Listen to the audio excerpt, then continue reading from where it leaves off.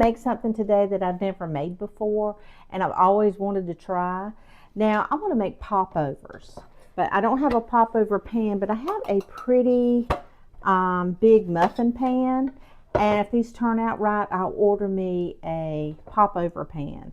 But I don't want to order anything if I can't conquer popovers. My husband grew up in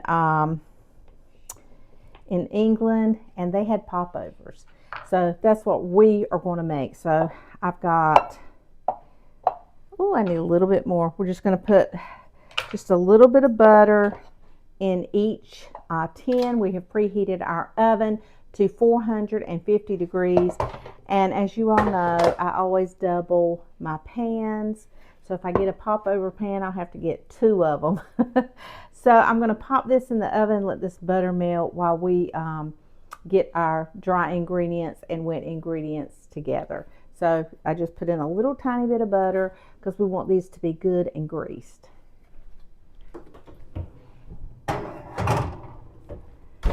Okay, so my oven is preheating to 450 degrees. So we need 1 cup of all-purpose flour and about a half a teaspoon of salt. So we're going to set this aside. This is supposed to be a super easy recipe. We're going to find out. Okay, we need, what do I need? I might need a different bowl. Let me get another bowl. Okay, so we need 1 tablespoon of melted butter, 1 1/4 cup of, I used whole milk, that's what I had, and 2 large eggs.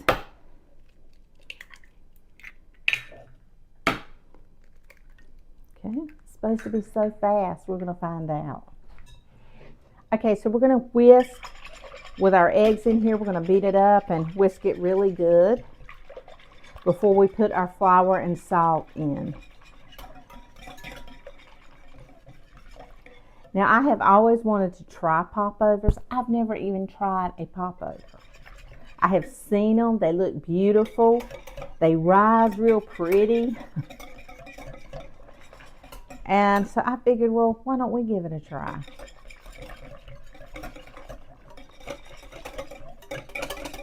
Do I know what I'm making them with? No, I just decided, I saw it the other day and I go, you know what, one day I'm going to make popovers. And it's just a kind of a cloudy, little bit cloudy day here in good old North Carolina. So I said, you know what, I'm going to make some popovers and see if I can do it. I'm just going to see if I can. And I thought, well, you know what, I'm going to share it with these guys. So we're going to get this good. We want it to be airy. From what I understand, they're supposed to be airy. So that's what we're doing. We are fluffing this up. I guess it's supposed to have a lot of air bubbles. I guess. I don't know. Just the stuff I've read on it, and I'm just assuming, but this is trial and error. If this works, we're going to get us a popover pan. It kind of looks frothy. I'm always wondering how it rises in the pan if there's no baking soda or baking powder in it. How does it rise? There is that. Now let's go ahead and put our all-purpose flour, 1 cup of all-purpose flour and a half a teaspoon of salt, and we're just going to kind of mix it up. And it says not to over mix. I don't know if I should use a whisk. I don't really know.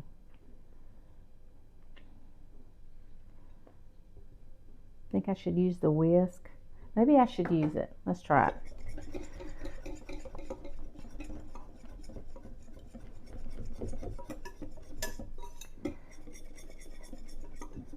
I can't see nothing but froth. But but we're not going to over mix it. It says what I read. I just looked up on Google to make a good popover, and it says do not over mix. So I'm kind of done with the mixing. That was just like a minute.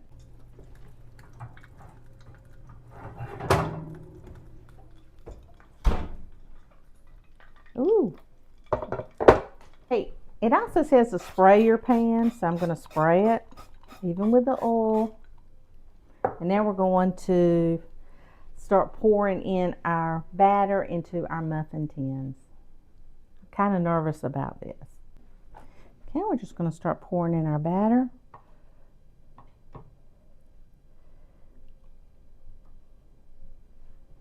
About 3/4 cup full.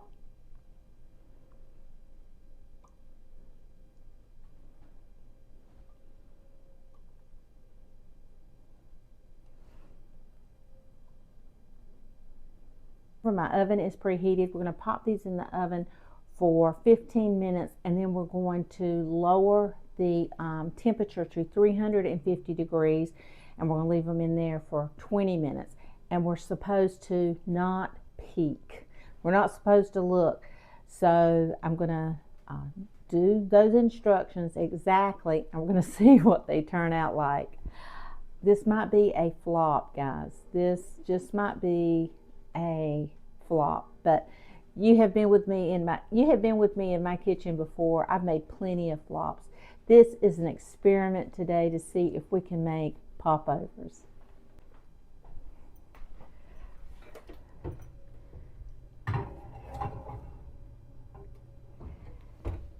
And what people put on popovers, I kind of thought of something I would like to put on a popover, so I'm going to share it with you. So I'm just going to use this little glass jar that I got from the Dollar Tree. I love these things. $1.25. They got a little lid too, but I got to find it. But we're going to go ahead and use this to make our topping for our popovers, just in case they turn out good. Maybe they might not be pretty, but they might be good, you know. All right, we're going to go ahead and put the butter in there, and we're going to heat it up only for like 15 seconds. We just want it soft. We don't want it runny or anything like that. So I'm going to put it in for like 15 seconds. Okay, and now I'm going to take, these are my homemade strawberry preserves, and I thought with butter, and I had a little bit left in this jar, and I thought, you know what, I'm going to make me some buttered preserves. Oh my gosh. And if the popovers don't turn out right, I can use this for toast or anything I want. Biscuits, homemade biscuits. But I'm just going to stir this around and make me some strawberry preserve butter. So let's talk a little bit about my YouTube journey. I kind of wanted to know every aspect of YouTube. So I wanted to find out how it all worked. I was worried that when I started YouTube, I would hate the way my voice sounded. I would hate the way I looked. I think people would not like me. What do I have to offer? I had all these things that, for a reason not to start. Oh, my personal information would be out there. People will be making fun of me. My flaws will be before people. But then it hit me one day, what the gifts God had given me will be before people. My flaws are part of who I am.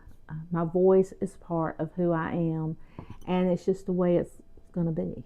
And my personality is my personality, and so maybe somebody out there can relate to those things. So instead of looking at the negative, I looked at the positive, and before I knew it, I was doing YouTube, but I didn't really understand YouTube because I didn't understand about how people sponsor things. You know how people show you their makeup or their handbag or their wallet or their perfume or their favorite TV dinner or this or that. I didn't realize they were selling me stuff. I thought that's just the way you did it on YouTube. You told people your favorite thing. I didn't realize they were doing sponsors and they were selling that to the people. I just had no clue.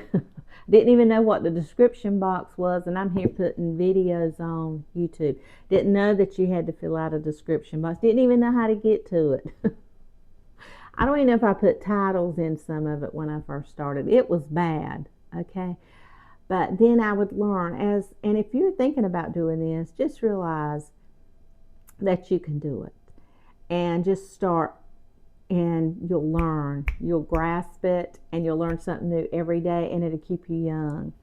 And before I even knew anything, I'd start learning about how to do it. And that's probably anything in life. Anything you want to do, you have to study it. But the best thing about starting is starting.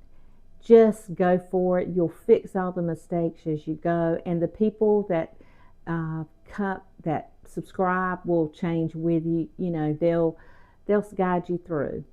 Now, I was worried about the comments or my personal information being out there. Well, if you really look at stuff, everything is everywhere. You can't go anywhere and you're not on some kind of camera. And then you're scared, what will people in your hometown think? Or, you know, and then it just hit me. It's never really bothered me what anybody thought. Why is it going to stop me from doing what I want to do? So the first thing I did, after about 4 or 5 videos, I just posted them on my Facebook page. And some people, I don't really know what they thought. I really just put it out there. And once it was out there, then I said, okay, now I can go all the way. And I just went for it. And I just never really bothered with what people think. And it's amazing that people, I don't know, they're very nice about it. I'm sure there are people think that, well, that's silly. I'd be embarrassed to do that or whatever. But after a while, it just becomes who you are, and people know you, and you know, you're just out there.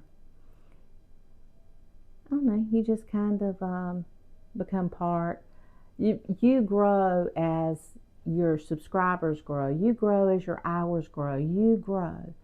And I think the first 2 years was the toughest because I went through such sad things. I mean, extremely sad. And if it was not for YouTube, I don't know if I could have gotten through things. And my sister-in-law passed away. August 25th will be 1 year. And she was like my little girl.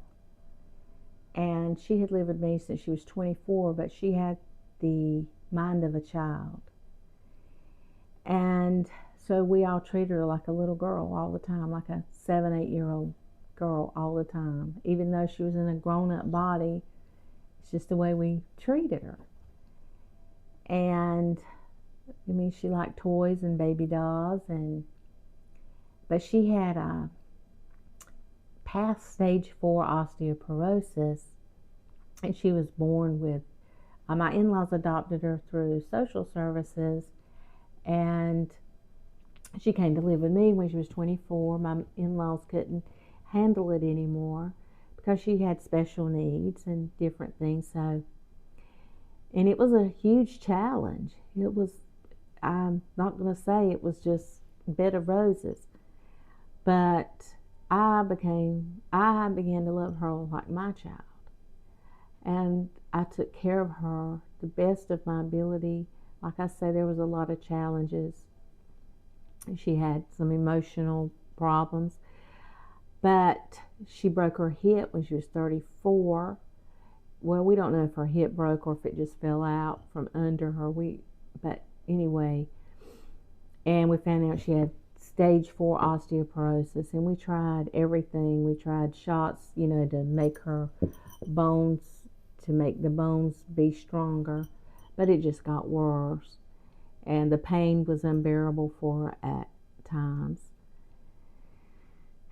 and that was just a struggle. And she passed away in her sleep, and she was 38. She had 1 week before her 39th birthday, and I just was not expecting her to pass away, I just always assumed,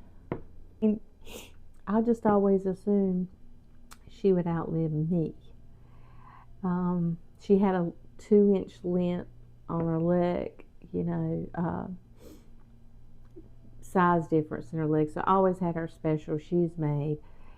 And so I had extra shoes made, because what if something were to happen to me? Who would take care of her? Who would make sure she had her shoes and different things like that if something happened to me or my husband? But anyway, that didn't happen, and I just never had thought the other way around. I never thought she would go before me. But she did, and I took a couple months off from YouTube. I'm sorry. I don't mean to cry, but some of you are always commenting. Like if you watch the video with her in it, which I have not been able to watch. I still haven't gotten rid of her clothes yet. I just can't. So, but I will eventually. It's kind of like everything's like where it was. But I totally believe that God comforts us. As His children, He comforts us. So I went crazy with YouTube, and I became monetized because I stayed so focused on it. And before I knew it, I was monetized, and that has been a blessing to our family in so many ways. It has helped us financially. It's not like, you see the YouTubers on there who make like millions of dollars, or, it's just a modest income. Ooh, look at there. I'm scared, guys. What do you think? Do you think we pulled it off? I'm nervous. We're going to find out. If it works, I'm going to order me a pan.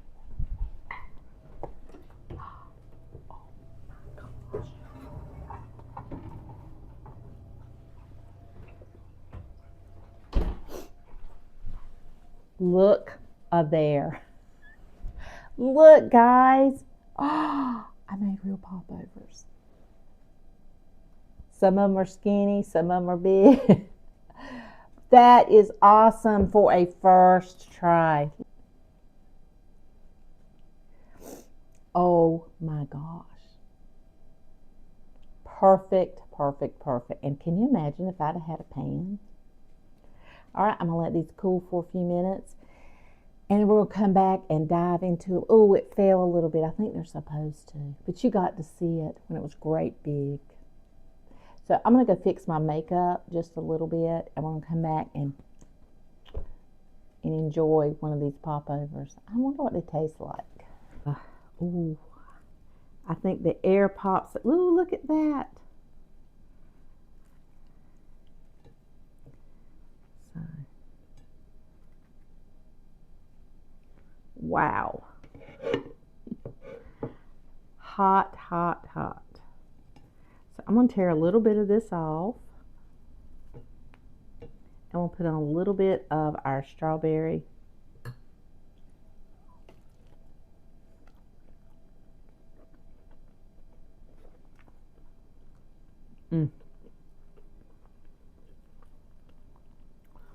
Let me taste it without the jelly, because that strawberry and butter make anything taste good.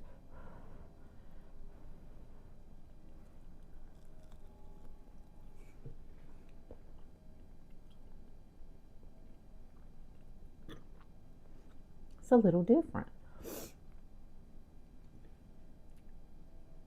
It's not eggy. It's almost kind of like French toast. That's what it tastes like, French toast. That's good. Look at that. Aren't they beautiful? Oh my goodness, you could probably put all sorts of stuff in there. Crispy little tops. Oh yeah, I'm in love with these.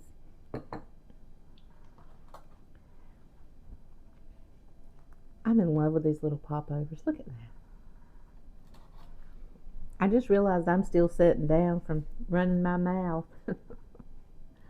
I upload every Tuesday, Thursday, and Sunday at 2 p.m.